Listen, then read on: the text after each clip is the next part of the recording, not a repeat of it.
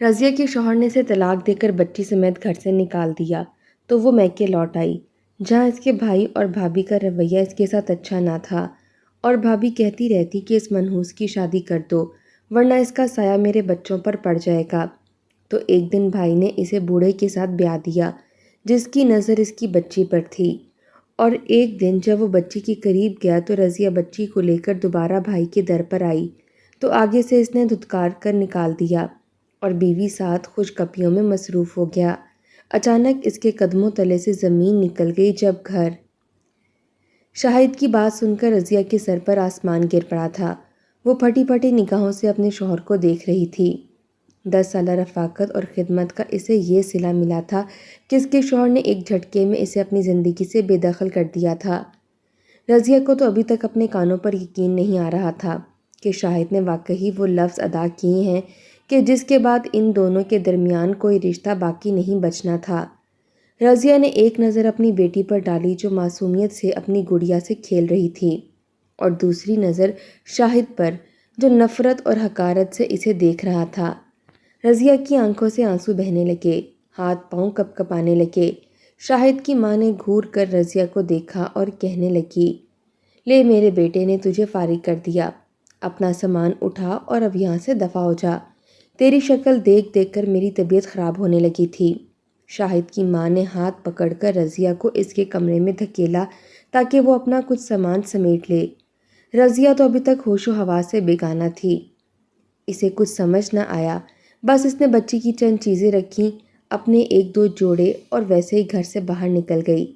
इसकी बेटी दुआ पूछने लगी, अम्मा हम कहाँ जा रहे हैं? मासूमियत से गुड़िया हाथ में लिए वो अपनी माँ को देख रही थी, जिसके आंसू थम ही नहीं रहे थे। रज़िया ने एक नज़र दुआ पर डाली और कहने लगी, बेटा तेरे मामू के घर जा रहे हैं, अब हम वहीं रहेंगे। ये सुनकर दुआ बड़ी खुश हो गई। इसे मामू के घर जाने का बड़ा शौक़ था। वहाँ इसकी दोस्ती मामू के बच्चों से थी। वो ज़ोर शोर से खुश होने लगी। इसे अभी इस बात का एहसास ही नहीं था कि वो हमेशा के लिए अपने मामू के घर क्यों जा रही है। बड़ी मुश्किल से रज़िया ने एक रिक्शा लिया। दुपट्टे के पल्लू में बंधे पैसों से किराया अदा करती वो अपने भाई के घर पहुंच गई। सारे रास्ते इसकी आंखों से बहते आंसू न रुके थे। तलाक जैसा दाग इसके दामन पर लगा था, जो कभी छुटाए नहीं छूट सकता था। आधे घंटे बाद रज़िया रिक्शे से उतरकर अपने भाई के दरवाजे पर खड़ी थी। दरवाज़ा इसकी भाभी ने खोला तो इसके हाथ में सामान देखकर पहले तो वो चौंकी और फिर पूछने लगी, खैरियत है रज़िया, क्या 2-4 दिन रहने के लिए आ गई हो? ये कहते हुए इसकी भाभी के चेहरे के तासुरात बड़े अजीब से थे। बड़ी मुश्किल से रज़िया ने खुद पर गुजरी क़यामत के बारे में अपनी भाभी को बताया तो वो भी हक्का बक्का रह गई। कहने लगी, क्या मतलब, हमेशा के लिए लौट आई हो क्या? रज़िया ने हाँ में सर हिलाया तो इसकी भाभी के चेहरे के तासुरात बदल गए। वो गुस्से में पाँव पटकते हुए अंदर चली गई और अपने शौहर को आवाज़ें देने लगी, जावेद कहाँ हैं आप? जावेद। बीवी की आवाज़ पर जावेद जो छत पर था तेज़ी से नीचे आया। पूछने लगा, क्या बात है सबीना, क्यों शोर मचा रही हो? सबीना बोली, ये रज़िया की बात सुनो, अजीब अजीब बातें कर रही है। कह रही है शाहिद ने इसे तलाक दे दी है और अब ये हमेशा के लिए यहाँ लौट कर आई है। सबीना की बात सुनकर जावेद भी चौंक कर बहन की तरफ देखने लगा, जिसका सर शर्मिंदगी से झुका हुआ था। हाथ में एक स्याह रंग की थैली थी जो सामान से भरी थी। दूसरे हाथ से इसने अपनी नन्ही सी जान दुआ का हाथ पकड़ रखा था और दुआ गुड़िया लिए मासूमियत से मामू को देख रही थी। जावेद ने हालात की नज़ाकत समझी और रज़िया से कहने लगा, अंदर तो आओ, बैठो तो सही, दरवाजे पर ही क्यों अटक गई हो? ठीक से बताओ क्या बात है? तुम्हें कोई गलत फहमी हुई होगी। 10 साल की शादीशुदा ज़िंदगी के बाद शाहिद तुम्हें अचानक ऐसे तलाक क्यों दे देगा? जावेद खुद हाथ पकड़कर रज़िया को अंदर ले आया, चारपाई पर बिठाया और इसे पानी पिलाने लगा। सबीना ने तो उठने की भी तौफीक नहीं की थी। वो दूसरी चारपाई पर बैठी मुंह पर हाथ जमाए बस कभी रज़िया को तो कभी इसकी बेटी को तक रही थी। फिर जब जावेद ने रज़िया से पूछा कि क्या हुआ है, ठीक तरह से बताओ, मैं खुद शाहिद से बात करता हूँ, ज़रूर कोई गलत फहमी हुई होगी। ये सुनकर रज़िया फूट फूट कर रोने लगी। गुज़रे 10 सालों में जो कुछ इस पर बीता था, पहली बार वो भाई को सुना रही थी, जिसे सुनकर जावेद हैरान रह गया और सबीना के चेहरे पर तंज़िया मुस्कुराहट आ गई थी। इसे रज़िया की किसी बात पर यकीन नहीं आ रहा था। رضیہ نے بتایا کہ شاہد کو دوسری عورتوں میں دلچسپی تھی، اسے رضیہ پسند نہیں تھی، لیکن رضیہ پھر بھی دل مار کر اپنے شوہر کے ساتھ گزارا کرتی رہی۔ دعا کی خاطر اس نے ہر ظلم برداشت کیا، کبھی شوہر کے آگے آواز نہ اٹھائی، پھر بھی شاہد نے آج اسے طلاق دے دی ہے۔ یہ سن کر جاوید بالکل دنگ رہ گیا تھا کہ اس کی بہن پر گزرے 10 سالوں میں کیا کچھ بیت چکا ہے، جبکہ رضیہ سر جھکائے رو رہی تھی۔ وہ بے بسی کی انتہاؤں پر تھی۔ میکے میں بھی تو جاوید کی سوا اور کوئی نہیں تھا، اور وہ جانتی تھی کہ سبینہ کے دل میں اس کے لیے کتنی نفرت ہے۔ سبینہ کو تو اس کا گھڑی دور گھڑی بھائی سے ملنے آنا تک پسند نہیں تھا۔ ہمیشہ کے لیے وہ اسے کیسے رکھ سکتی تھی؟ بس اسی وجہ سے رضیہ نے سسرال میں گزارا کیا، لیکن آج تو اس کے شوہر نے اسے یہ کہہ کر طلاق دے دی کہ وہ دوسری شادی کرے گا اور پھر اس کے پاس بیٹا پیدا ہوگا، کیونکہ رضیہ سے اس کی صرف ایک ہی اولاد تھی اور وہ بیٹی تھی۔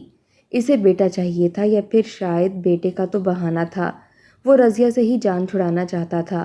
جو بھی تھا، رضیہ خالی ہاتھ خالی دامن واپس اپنے اس میکے چلی آئی تھی، جہاں ماں باپ تو نہیں تھے لیکن اس کا اکلوتا بھائی تھا۔ جاوید نے اسے تسلی دی، کہنے لگا پریشان نہ ہو، سب ٹھیک ہو جائے گا۔ پھر جاوید نے ایک کمرہ اسے اور اس کی بیٹی کو صاف کر کے دے دیا، جبکہ سبینہ تو اپنی جگہ ٹک کر بیٹھی رہی۔ رضیہ اور اس کی بچی کمرے میں گئے تو سبینہ غصے میں جاوید کی طرف دیکھتے ہوئے کہنے لگی کہ اب یہ بلاں کتنے دن ہمارے سر پر سوار رہنے والی ہے۔ سبینہ کی بات سن کر جاوید نے غصے سے اسے دیکھا اور کہنے لگا، میری بہن کو طلاق ہو گئی ہے، اس کا گھر اجڑ گیا ہے، میرے سوا اس کا کوئی نہیں ہے یہاں، نہ آتی تو کہاں جاتی وہ؟ سبینہ کہنے لگی، تو مطلب اب ساری زندگی اس کا بوجھ بھی آپ ہی اٹھائیں گے؟ اور پھر کون سا آپ کی بہن اکیلی ہے، ساتھ میں ایک بچی بھی ہے، ہمارے بھی بچے بڑے ہو رہے ہیں، ہمارے اپنے خرچے ہیں، اور مجھے تو لگتا ہے آپ کی بہن ہی منحوس قدم پیدا ہوئی ہے۔ پہلے ماں مر گئی، شادی سے پہلے باپ کو کھا گئی، شادی کے بعد اب شوہر نے بھی طلاق دے کر نکال دیا ہے۔ اگر اس کا سایہ ہمارے بچوں پر پڑ گیا تو ان کے مستقبل بھی خراب ہو جائیں گے، پھر اتنی مہنگائی کے دور میں ہم رضیہ اور اس کی بچی کا خرچہ کیوں اٹھائیں گے؟ میں تو کہتی ہوں اسے کہیں اور دفع کر دیں۔ سبینہ نفرت کی انتہاؤں پر تھی۔ جاوید غصے میں کہنے لگا، ابھی وہ عدت کے دن گزارے گی، اس کے بعد سوچیں گے کہ اس کے ساتھ آگے کیا کرنا ہے، فی الحال تم اس سے کوئی ایسی ویسی بات نہ کرنا۔ سبینہ حیرت سے شوہر کو دیکھتے ہوئے پوچھنے لگی، یہ آج بہن کے لیے اتنی محبت کہاں سے پیدا ہو گئی ہے؟ یہ سن کر جاوید سر جھکا گیا۔ ایسا نہیں تھا کہ اسے رضیہ سے محبت نہیں تھی، جاوید کو بہن بہت عزیز تھی، اکلوتی چھوٹی بہن تھی، لیکن بیوی کے آگے وہ ہمیشہ سے مجبور تھا کہ اس کی بیوی بہت چرب زبان تھی۔ اگر زیادہ کچھ کہتا تو وہ بچوں کو لے کر کئی دنوں کے لیے میکے چلی جاتی اور جاوید کو بچوں کا چہرہ دیکھنے بھی نہ دیتی۔ جاوید اولاد کی محبت میں مجبور ہو کر سبینہ کی ہر کڑوی بات کو برداشت کر ہی لیا کرتا تھا، اور اب بھی ایسا ہی ہوا تھا۔ اس نے سبینہ کو یہ کہہ کر خاموش کروانے کی کوشش کی تھی کہ عدت ختم ہونے کے بعد وہ رضیہ کی شادی کر دے گا، لیکن ابھی اس نے رضیہ سے اس حوالے سے کوئی بات نہ کی تھی۔ رضیہ جو بے انتہا صدمے میں تھی، اگلے ہی دن سبینہ نے صبح سویرے اس پر گھر کی ساری ذمہ داریاں ڈال دیں۔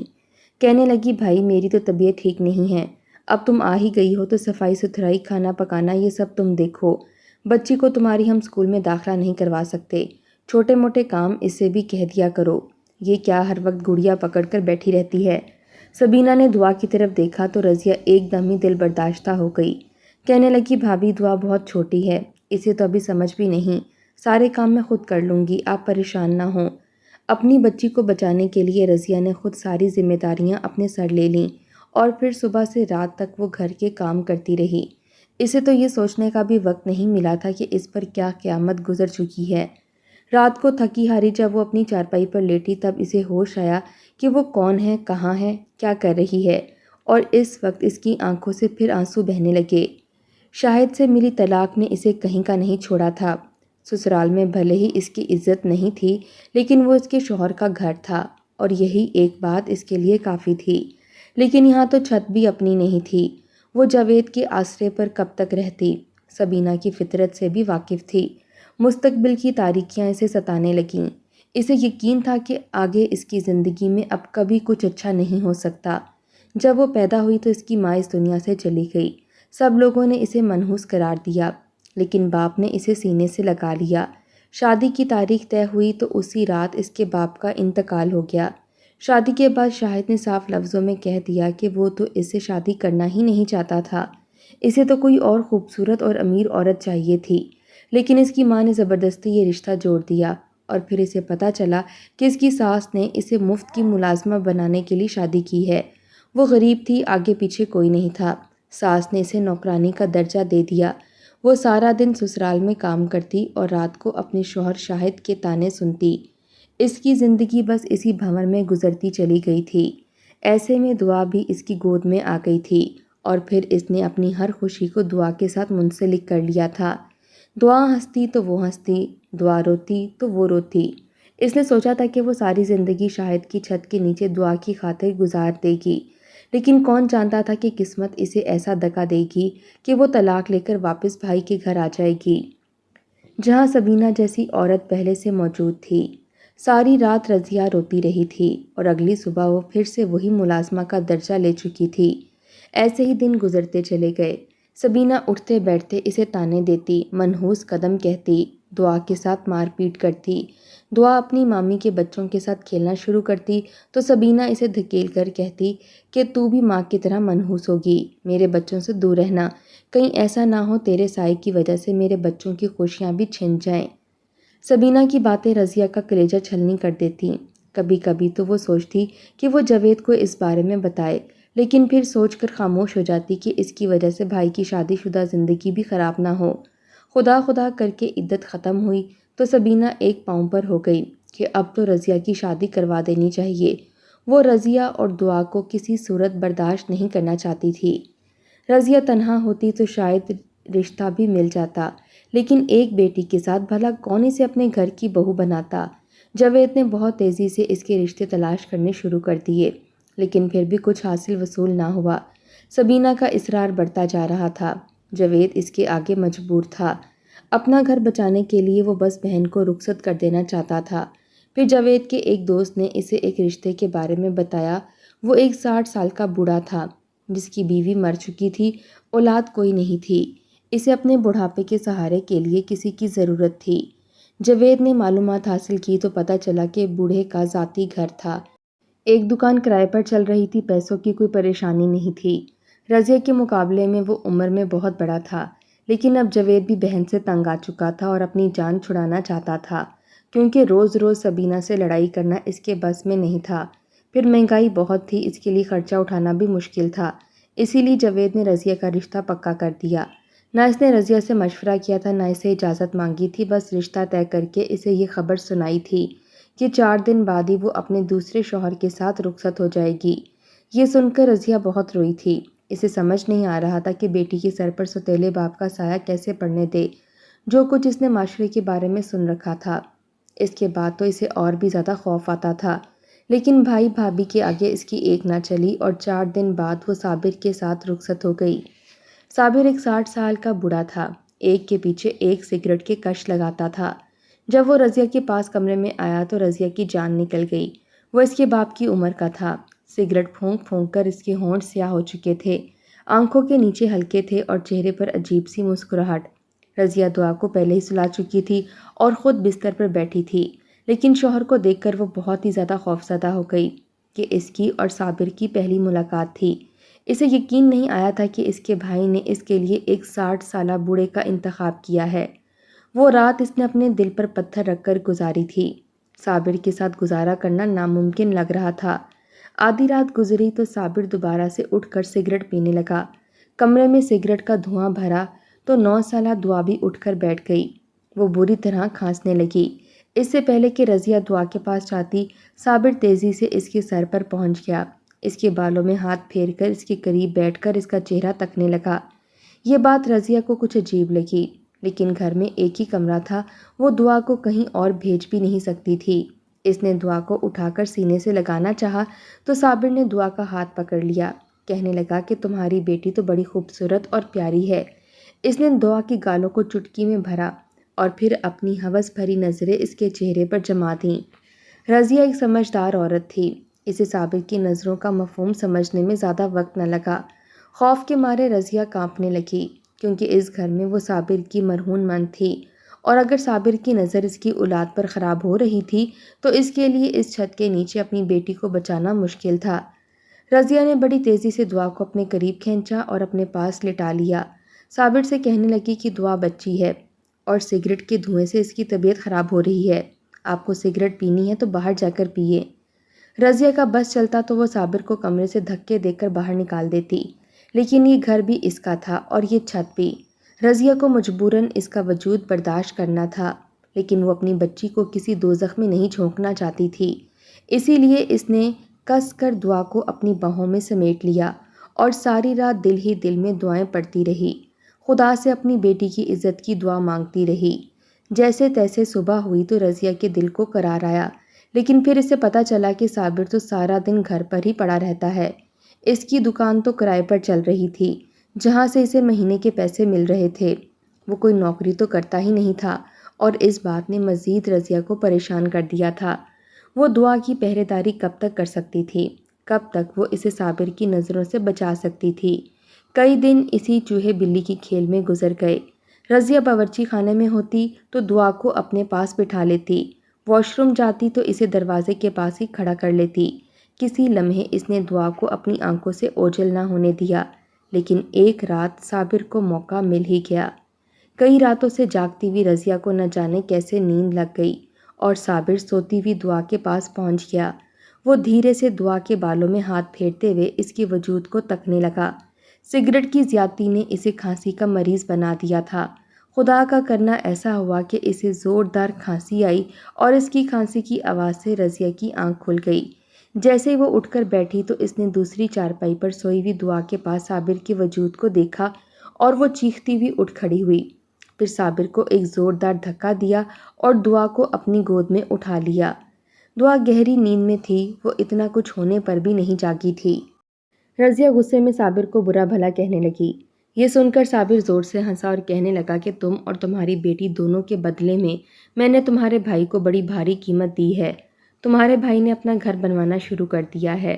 تمہیں کیا لگتا ہے کہ اتنے پیسے میں نے ایسے ہی دیے ہیں؟ یہ سن کر رضیہ بے یقین ہوئی۔ اسے صابر کی بات پر ایک آنے کا بھی یقین نہ آیا۔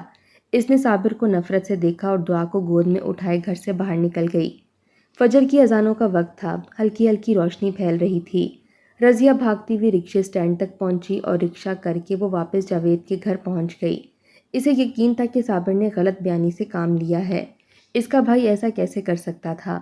لیکن گھر کے دروازے پر پہنچ کر اس کے 14 طبق روشن ہو گئے، کیونکہ واقعی گھر میں کام چل رہا تھا۔ جاوید نوکری پر جانے کے لیے اٹھا ہوا تھا۔ رضیہ نے دروازہ بجایا تو جاوید نے ہی دروازہ کھولا۔ اتنی سویرے بہن اور بھانجی کو دیکھ کر وہ حیران ہوا اور پیچھے ہٹا تو رضیہ گھر میں داخل ہو گئی۔ روتے ہوئے وہ چارپائی پر بیٹھ گئی اور اس نے بھائی کو ساری بات کہہ سنائی۔ پھر اس نے جاوید سے بھی پوچھا کہ کیا جاوید نے صابر سے کوئی پیسے لیے ہیں؟ یہ سن کر جاوید کو غصہ آ گیا۔ رضیہ کی بات کا صحیح جواب دینے کی بجائے وہ کہنے لگا، مجھے لگتا ہے کہ تمہارا ہی گھر بسانے کا کوئی ارادہ نہیں ہے۔ پہلے تم 10 سالہ شادی شدہ زندگی کو دفنا کر چلی آئی اور اب ہفتے بھر میں ہی لوٹ آئی ہو۔ تمہارا دماغ تو ٹھیک ہے یا نہیں؟ کیا میں تمہاری شادی ہی کرتا رہوں گا؟ جاوید شدید غصے میں آ گیا تھا۔ اس میں اتنی ہمت نہیں ہوئی تھی کہ وہ بہن کو بتا سکتا کہ اس نے سبینہ کے کہنے پر اس بوڑھے سے اچھی خاصی رقم لی تھی اور اسی سے ہی گھر بنوانا شروع کر دیا تھا۔ سبینہ بھی پیچھے ہی کھڑی تھی، کہنے لگی کہ اب اس گھر میں تمہاری کوئی جگہ نہیں ہے، ہم نے تمہاری دوسری شادی کروا دی ہے، جاؤ اور جا کر اپنے شوہر کے ساتھ گزارا کرو، زیادہ جھوٹی باتیں نہ کرو۔ سبینہ نے ڈائریکٹ رضیہ کو جھوٹا قرار دے دیا تھا، جبکہ بھائی نے بھی اس سے منہ پھیر لیا تھا۔ رضیہ کو یقین نہیں آیا تھا کہ اس کا بھائی اتنا کیسے بدل گیا تھا۔ اسے اندازہ نہیں تھا کہ اس بار اس کا بھائی بھی اس کا ساتھ نہیں دے گا۔ نہ چاہتے ہوئے بھی رضیہ کے دل نے صابر کی بات پر یقین کر لیا تھا، شاید واقعی اس کے بھائی نے اس کی قیمت لگا دی تھی۔ جاوید بیوی سے کہنے لگا کہ میرا ناشتہ لگاؤ، تمہیں تو پتہ ہے کہ مجھے گھر سے جلدی نکلنا ہوتا ہے۔ پھر اس نے رضیہ کی طرف نظر ڈالی اور کہنے لگا کہ اس سے پہلے کہ تمہارا شوہر تمہیں لینے آئے، تم خود رکشہ پکڑو اور واپس اپنے گھر چلی جاؤ۔ یہاں کوئی تماشا اب مجھے نہیں چاہیے۔ میرے بچوں کے اٹھنے سے پہلے نکل جاؤ، ورنہ ان پر بھی برا اثر پڑے گا۔ جاوید نے اپنی جیب سے کچھ پیسے نکال کر رضیہ کے آگے پھینکے اور کہنے لگا کہ یہ رکشے کا کرایہ ہے، پکڑو اور واپس نکلو۔ رضیہ کی آنکھوں میں آنسو آ گئے تھے۔ وہ دوبارہ صابر کے گھر جانے کا سوچ بھی نہیں سکتی تھی۔ لیکن اب یہاں رکنا بھی ممکن نہیں تھا۔ اس نے سوتی ہوئی دعا کو دوبارہ سے اپنی گود میں اٹھایا، لیکن بھائی کے پھینکے ہوئے پیسے نہ اٹھائے اور ایسے ہی اس گھر سے نکل گئی۔ دروازے پر پہنچ کر اس نے پلٹ کر دیکھا تو خود بخود اس کے دل سے ایک آن نکلی۔ یہ گھر اس کے باپ کا تھا، اس میں اس کا بھی حصہ تھا، لیکن اس نے بھائی کی محبت میں کبھی اپنا حصہ نہیں مانگا تھا۔ آج بہت مجبوری کے عالم میں وہ اس دہلیز پر دوبارہ لوٹی تھی تو جو دھتکار اسے بھائی سے ملی تھی، اس نے رضیہ کا دل چیر کر رکھ دیا تھا۔ وہ اپنے مرحوم ماں باپ کو یاد کرتے ہوئے آنسو بہاتی دہلیز پار کر گئی تھی، مگر اس سے پہلے کہ وہ چند قدم آگے بڑھاتی ایک زوردار آواز آئی، اتنی زوردار کہ رضیہ کا دل اچھل کر حلق میں آ گیا۔ اس نے پلٹ کر دیکھا تو اس کی جان نکل گئی۔ اس کے بھائی کے گھر کی چھت گر چکی تھی اور اندر سے چیخوں کی آوازیں آئی تھیں۔ وہ واپس دوڑتی ہوئی گھر کے آنگن تک پہنچی تو یہ دیکھ کر اس کی جان نکل گئی کہ جاوید ہکا بکا سا صحن میں کھڑا تھا، جبکہ جن کمروں کی چھت گری تھی اس میں جاوید کے بچے تھے اور سبینہ کسی کام سے اندر گئی تھی۔ جاوید پاگلوں کی طرح ملبے کے ڈھیر میں بیوی اور بچوں کو تلاش کرنے لگا، لیکن پوری کی پوری چھت گرنے سے دیواریں بھی الٹ گئی تھیں۔ رضیہ بھی فوراً بھائی کے پاس دوڑی اور اپنے ہاتھوں سے ملبہ ہٹانے لگی۔ دعا بھی اٹھ چکی تھی، وہ بھی ماں کی دیکھا دیکھی ملبہ ہٹا رہی تھی۔ کچھ پاس پڑوس والے جمع ہو گئے تھے، کسی نے ریسکیو والوں کو فون کیا تھا، کسی نے خود جاوید کی مدد کرنی شروع کر دی تھی۔ کافی دیر بعد جا کر ملبہ ہٹانے والی گاڑیاں آئی تھیں اور اس کے بعد جب ملبہ ہٹایا گیا تو اندر سے زخموں سے چور سبینہ برآمد ہوئی تھی۔ بچے تو تب بھی نہیں ملے تھے۔ پھر کئی گھنٹوں کی محنت کے بعد جب ملبہ پوری طرح سے ہٹا تو جاوید کے دونوں بچے مردہ حالت میں پائے گئے تھے۔ پتہ چلا تھا کہ گھر بنانے والوں نے ناقص مٹیریل کا استعمال کیا تھا، جس کی وجہ سے چھت گر گئی تھی۔ سبینہ کا تو حال ہی برا ہو گیا تھا، وہ بس آنکھیں پھاڑے اپنے بچوں کی لاشیں دیکھ رہی تھی۔ جاوید بھی اپنے حواس کھو چکا تھا۔ رضیہ نے آگے بڑھ کر بھائی اور بھابھی کو سہارا دیا تھا، وہ بھی اس غم پر نڈھال تھی، لیکن ابھی اسے اپنے بھائی کی ہمت بنانا تھی۔ کچھ دیر پہلے والی ساری تلخی اور دکھ بھلا کر وہ بھائی کے پاس کھڑی ہو گئی تھی۔ پھر کیسے وقت گزرا، کیسے بچوں کی تدفین ہوئی، کچھ پتہ ہی نہ چلا۔ محلے والوں نے جیسے تیسے جاوید کو ہمت دی تھی اور بچوں کی تدفین کر دی گئی تھی۔ سبینہ کو تو اب بھی ہوش نہیں آیا تھا، کبھی وہ بیٹے کو پکارتی تو کبھی بیٹی کو، اور پھر ایسے ہی 10-12 دن گزر گئے۔ 10-12 دن بعد رضیہ نے جب اسے بری طرح سے جھنجھوڑا اور کہا کہ بھابھی ہوش کرو، بچے نہیں رہے، تب سبینہ کو ہوش آیا تھا۔ اس نے دعا کو دیکھا اور اسے سینے سے لگا کر دھاڑے مار مار کر رونے لگی اور پھر رضیہ سے معافی مانگنے لگی، کہنے لگی تمہاری بد دعا مجھے لگ گئی، تمہاری میرے گھر کو کھا گئی، میں نے تم پر ظلم کیا تھا نا، دیکھو مجھ سے حساب لے لیا گیا ہے، میرے دونوں بچے مجھ سے جدا ہو گئے، میں نے تمہاری بچی کو اس بوڑھے کے پاس واپس بھیجنا چاہا تھا، یہ جانتے ہوئے بھی کہ وہ بدنیت ہے، یہ جانتے ہوئے بھی کہ تم سچ کہہ رہی ہو، دیکھو خدا نے انصاف کر دیا، میں خالی دامن رہ گئی۔ مجھے لگتا تھا میں تمہیں اور تمہاری بیٹی کو یہاں رکھوں گی تو میرے بچوں کا مستقبل خراب ہوگا، لیکن دیکھو آج میرے بچے ہی مجھ سے چھن گئے ہیں، میں نے اپنی غلطیوں سے، اپنے گناہوں سے اپنے بچوں کی خود جان لے لی ہے۔ یہ کہہ کر سبینہ اپنے منہ پر تھپڑ مار مار کر رونے لگی۔ رضیہ نے اسے سینے سے لگایا اور اسے دلاسا دینے لگی، چپ کروانے لگی۔ جاوید بھی پاس ہی بیٹھا تھا، اس کی نظریں بھی شرم سے زمین میں جھکی ہوئی تھیں، وہ بھی جان گیا تھا کہ ان پر خدا کا قہر نازل ہوا ہے۔ وہ بھی اپنی بہن کے آگے ہاتھ جوڑ رہا تھا۔ بیوی کے بہکاوے میں آ کر اس نے صابر سے ایک اچھی خاصی رقم وصول کی تھی اور رضیہ کو اس کے حوالے کر دیا تھا، اور اس بات کا احساس اسے آج اچھی طرح ہو گیا تھا کہ اس نے بہن کے ساتھ کتنی زیادتی کی تھی۔ رضیہ نے دل سے دونوں کو معاف کر دیا تھا اور جاوید نے خود رضیہ اور صابر کی طلاق کروا دی تھی۔ جاوید بار بار اس سے معافی مانگ رہا تھا اور رضیہ نے بھی اسے دل سے معاف کر دیا تھا، کیونکہ جو قیامت بھائی کے گھر پر گزر چکی تھی اس کے بعد کسی بھی طرح کا کوئی شکوہ نہیں بنتا تھا۔ رضیہ اپنے بھائی بھابھی کے گھر رہنے لگی۔ سبینہ پھر ماں نہ بن سکی تو اس نے دعا کو ہی سینے سے لگا لیا۔ دعا کو اپنی ماں کے ساتھ ساتھ مامی کا پیار بھی مل گیا۔ جاوید اٹھتے بیٹھتے اپنی بہن سے معافی مانگتا رہتا۔ رضیہ حالانکہ انہیں معاف کر چکی تھی لیکن جاوید کا دل مطمئن نہ ہوتا۔ دونوں میاں بیوی کے لیے شاید یہ ساری زندگی کا پچھتاوا تھا۔ انہوں نے ایک معصوم کی آہ لی تھی، دعا جیسی بچی کو صابر جیسے مرد کے حوالے کرنے کا سوچا تھا، شاید اسی لیے وقت نے پلٹ کر وار کر دیا تھا۔ آج دعا، رضیہ، جاوید اور سبینہ چاروں ایک ساتھ ایک ہی گھر میں رہتے ہیں، پیار اور محبت کے ساتھ۔ کاش یہ پیار اور محبت سبینہ پہلے جتا دیتی، کاش جاوید پہلے اپنی ذمہ داری سمجھ لیتا تو وہ اتنا بڑا نقصان نہ اٹھاتے جو ان کے حصے میں آ گیا تھا۔ اور اس بات کی سمجھ جاوید اور سبینہ دونوں کو ہی آ گئی تھی۔ بہنیں بوجھ نہیں ہوتیں بلکہ بھائیوں کی ڈھال ہوتی ہیں۔ بہنوں کی دعاؤں سے بھائیوں کے گھر آباد رہتے ہیں، اس لیے اپنی بہنوں کو ناراض نہ کریں بلکہ اپنے گھروں کے دروازے ان کے لیے ہمیشہ کھلے رکھیں۔